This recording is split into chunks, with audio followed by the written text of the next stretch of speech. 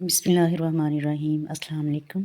आज मैं आपके साथ सैयदा आरफा ज़हरा की एक वीडियो शेयर करूँगी। बहैसियत एक माहिर तलीम उन्होंने तरबियत के बारे में बहुत अच्छी बातें की हैं। अच्छे किरदार में तरबियत का कितना हिस्सा होता है और हम अपने बच्चों की तरबियत कैसे करें कि वो माशरे के मुफीद शहरी बन सकें। तलीम के साथ साथ तरबियत क्या किरदार अदा करती है, इसके बारे में उन्होंने बहुत अच्छी बातें की हैं। तो चलें आएँ जो है मैं आपके साथ उनकी एक वीडियो शेयर करती हूँ। खाना नहीं आता उसे नहीं मालूम फ़ायदा किसको कहते हैं, उसे नहीं मालूम। तरबियत सिखाती है कि जितना दामन है बस उसी में जिंदा रहना सीखो। जितना दामन है, कम है तो कम और ज़्यादा है तो ज़्यादा। आसान तरीन तरीक़ा है बुज़दिल आदमी का अपने आप को बचा लेने का कि अपनी गलतियों को जमा करके दूसरों के दामन में डाला है।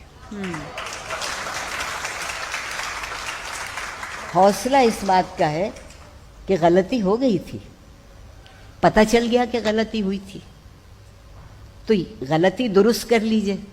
जिसके साथ ज़्यादती हुई थी उससे जाके बहुत नेक नियति से माफ़ी मांग लीजिए।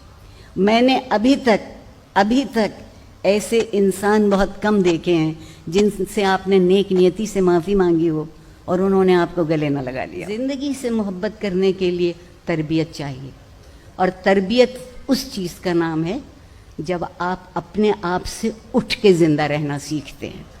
अगर आप शिरकत करना जानते हैं और शरीक करना जानते हैं, हमने क्या किया कि अब मैं और आप बैठे हैं ना यहाँ, मैं आपसे बहुत पहले से बैठी हूँ और बड़े बड़े फ़लसफ़े हमने आज झाड़ दिए हैं, कोई बचा नहीं है बात, मगर अब हम आपस में बात नहीं करते।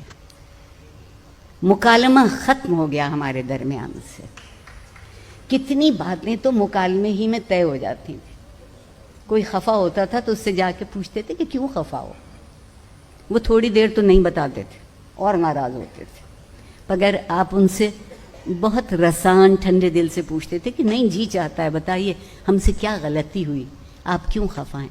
और अगर आपको अपनी गलती पता चल जाती, दुरुस्ती उसी दिन शुरू हो जाती है जिस दिन आप अपनी गलती को तस्लीम कर लेते हैं,